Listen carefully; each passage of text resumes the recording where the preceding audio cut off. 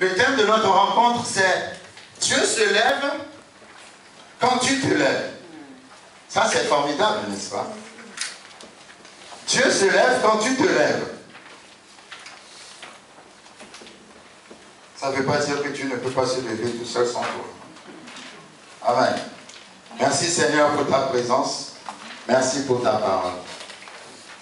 Merci Seigneur, nous allons parler de ta parole. Tu as dit, mes paroles sont esprit et vie. Merci parce que la parole qui sort, Seigneur, va emmener la guérison, la délivrance, la restauration dans la vie de quelqu'un. Ce n'est pas ma parole, mais c'est ta parole, Seigneur. Et tu as dit, ma parole ne me revient pas sans avoir accompli son effet. Merci pour le rendez-vous d'aujourd'hui, Seigneur. Merci pour tes enfants que tu as dirigés dans cette salle aujourd'hui. Parce qu'ils ne sont pas là par accident, ils sont là pour un rendez-vous. Parce que tu les as choisis pour un temps comme celui-ci, pour un message comme celui-ci. Merci Saint-Esprit, tu es libre de partager le message et de te manifester dans la vie de chacun, comme tu veux, au nom puissant de Jésus-Christ. Amen. Amen. Dieu se lève quand tu te lèves. Dans la Bible, nous trouvons plusieurs fois l'expression « se lever ». Ésaïe 60 dit « Lève-toi, sois éclairé, car ta lumière arrive. Voici les ténèbres sont sur les peuples, mais sur toi se lève la gloire de Dieu. » Amen. Amen. Nous trouvons plusieurs passages qui parlent de se lever. Mais quand la Bible dit « lève-toi », quand la Bible dit « lève-toi », il ne s'agit pas de te lever physiquement. Est-ce que quelqu'un me suit? Amen. Tu peux être handicapé et être quand même debout. Tu peux être handicapé et te lever quand même. Parce que lève-toi, ça parle de ta foi. Celui qui est debout, c'est quelqu'un qui, numéro 1, ne dort pas, numéro 2, est prêt à faire quelque chose. Quelqu'un qui est prêt à se battre. Quand on dit lève-toi, c'est un, comment dirais-je, c'est un appel à faire quelque chose. Amen. Donc, Dieu se lève quand tu te lèves. Quand tu te lèves, c'est-à-dire, lève-toi, c'est prends une décision. Vous savez, il y a des gens, peut-être parmi vous, il y a des gens qui sont des subisseurs. Ça, c'est un mot que j'invente. C'est-à-dire des gens qui subissent tout le temps. Alors que Dieu ne nous appelle pas à subir tout le temps. Dieu nous appelle à changer les choses. Si jusqu'ici, tu as toujours été un subisseur, pardonnez-moi le néologisme, ou une subisseuse, Dieu veut que tu deviennes un décideur. Amen. Ou une décideur. Alléluia. Parce qu'il y a une expression qui dit décider, c'est gagner. Il y a des gens, ils n'ont pas le courage de prendre des décisions. Maintenant, quand je dis de prendre des décisions, je ne sais pas dire de décider d'aller divorcer. Tu ne prends pas des décisions qui vont à l'encontre de la parole de Dieu. Mais tu prends des décisions avec Dieu. Alléluia. C'est-à-dire des décisions, numéro 1, de courage, de foi, d'audace. Nous ne sommes pas audacieux. Alléluia. Quand je vois comment les musulmans vivent leur foi, et quand je vois comment nous vivons notre foi, il y a une grande différence. Il faut avoir la foi audacieuse. Être quelqu'un qui est prêt à prendre. Vous savez, je vais vous dire, peu importe la décision que vous avez à prendre, l'important c'est que ça soit la décision de Dieu. Peu importe la décision que vous avez à prendre, l'important est que ça soit pour Dieu. peu importe la décision que vous avez à prendre, l'important est que pendant que vous prenez cette décision, vous savez que vous faites quelque chose qui est dans la parole de Dieu, qui va plaire à Dieu. Alléluia. À chaque fois que tu prends une décision qui va plaire à Dieu, Dieu va se lever pour toi. Alléluia. Donc, notre message, après ces 2 jours, c'est que toi, tu prends une décision dans ta situation. Je ne connais pas ta situation, mais Dieu dit, tu as assez subi comme ça. Vous savez, la Bible dit, j'ai mis devant toi la mort et la vie, le bien et le mal. Et puis après, qu'est-ce que la Bible dit? La Bible dit, choisis. Choisis où? Ou décide. Choisir, c'est décider. Et la Bible dit, choisis le bien. Donc, il ne faut pas prendre, quand je dis de prendre des décisions, je ne dis pas de prendre des décisions bizarres. Alléluia. Amen.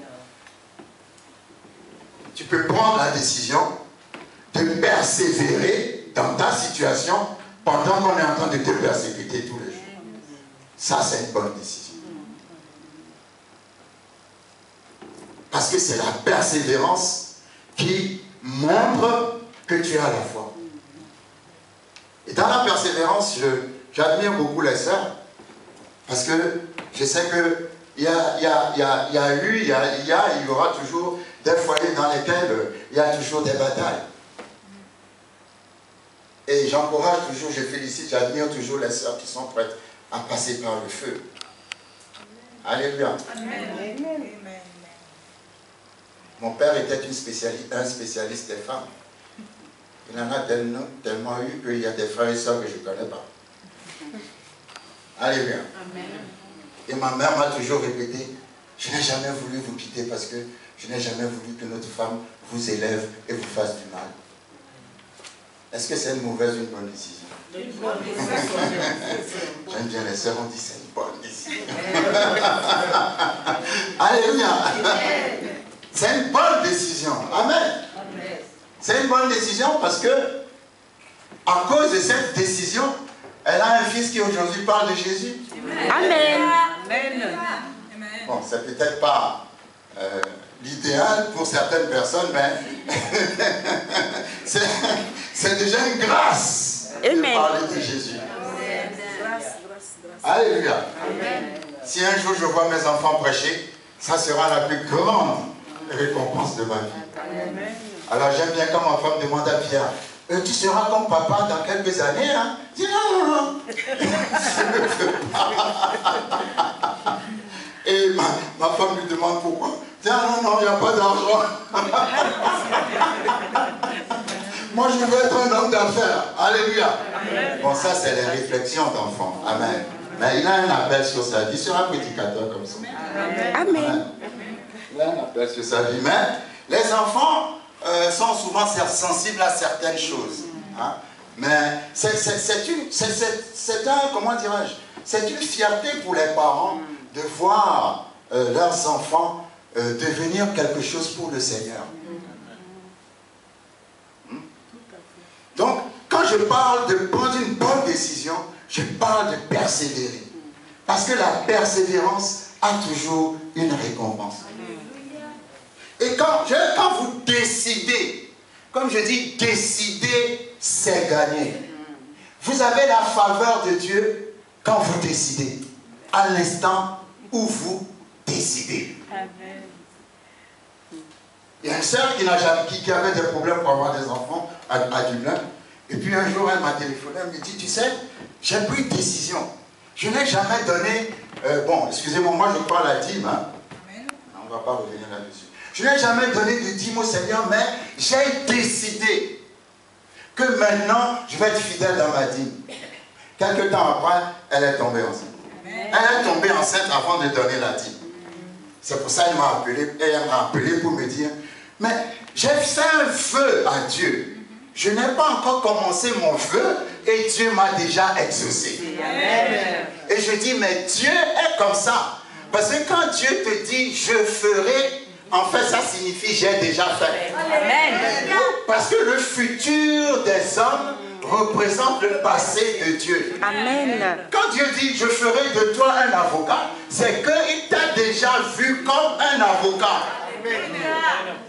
Il n'attend pas que tu deviennes, c'est qu'en disant, je ferai, tu l'es déjà. Spirituellement.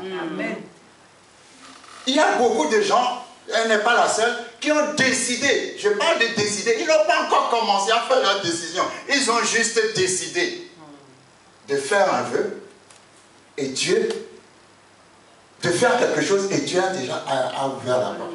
Juste par leur décision.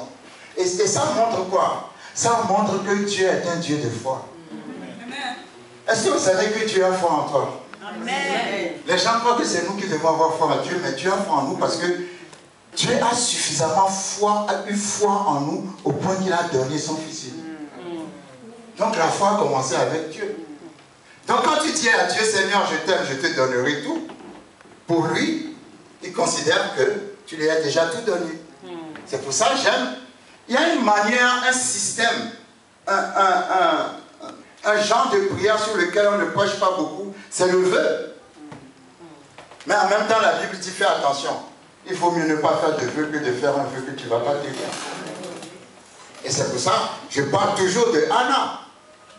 Elle était stérile, elle n'avait pas d'enfant, sa rivale se moquait d'elle pendant plusieurs années. Pendant plusieurs années, elle a prié, jeûné, et rien ne s'est passé. Et un jour, elle a eu la révélation que quand on apporte une semence à Dieu, on a toujours une récolte. Amen. Alors, elle s'est dit, Seigneur, j'ai un besoin, mais je vais t'apporter la semence et je suis sûr que tu me donneras la récolte. Je veux un enfant, mais je n'en ai pas. Mais si tu me donnes un garçon, je vais te le redonner pour qu'il devienne sacrificateur dans ta maison. Ça ne sera pas pour moi, ça sera pour toi. La Bible n'a plus parlé de quelques années. La Bible a dit, elle est tombée enceinte. Elle a eu Samuel. La Bible dit quand l'enfant était sevré, elle a pris Samuel par la main. Elle est partie donner Samuel au sacrificateur Élie et elle est revenue à la maison comme si elle n'a jamais eu d'enfant. Elle n'a pas dit, Seigneur, toi tu comprends, tu sais comment j'ai souffert pendant toutes ces années pour avoir cet enfant, donc tu me comprendras bien si je ne te le donne pas. L'enfant allait mourir.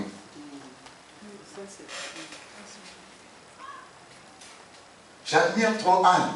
Parce que je dis, quand on lit les histoires dans la Bible, parfois, on lit la Bible comme un roman. Non, non. Mets-toi dans la tête que tu es Anne. Que tu as attendu des années, tu n'as jamais eu d'enfant, pendant que les gens se moquaient de toi. Et pour une fois que tu as un enfant, tu penses que cet enfant, tu vas le jeter dans le temple et puis tu reviens à la maison comme si tu n'as jamais eu d'enfant. Qui peut faire ça? Moi. Que Dieu te bénisse.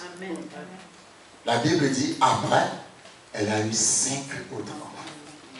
Elle a semé un enfant et elle en a récolté 5. Donc, le vœu est aussi une voie de prière. Alléluia. Amen. Mais il ne faut pas prendre les choses à la légère.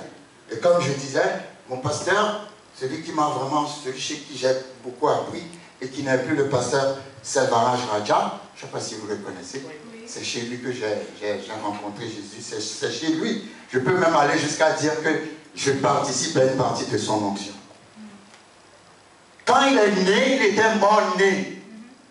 Et ses parents ont fait un vœu à Dieu. Si cet enfant vit, il te servira. Est-ce qu'il a vécu? Est-ce qu'il a servi? Quand vous êtes sincère avec Dieu, parfois, dans des vœux, Dieu exauce. Amen.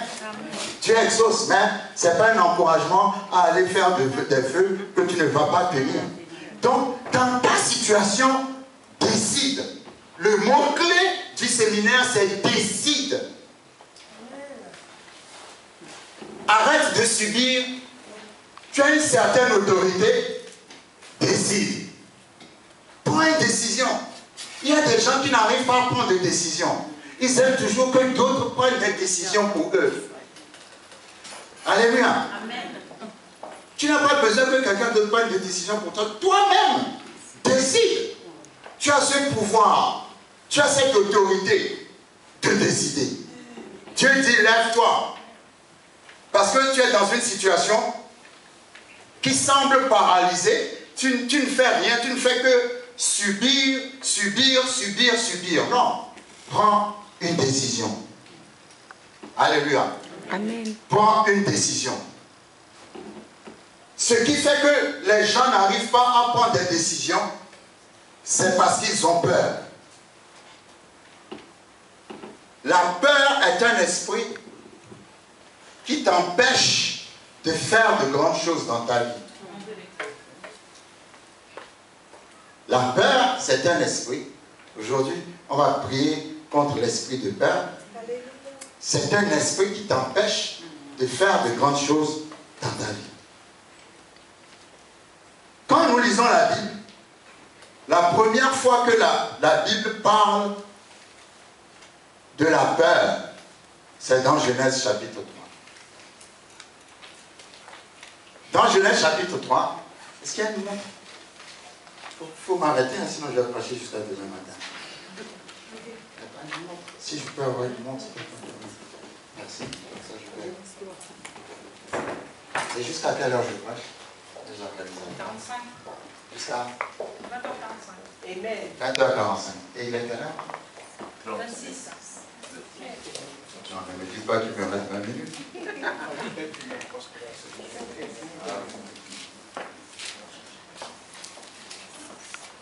Donc c'est à 45, ça dit dans 20 minutes.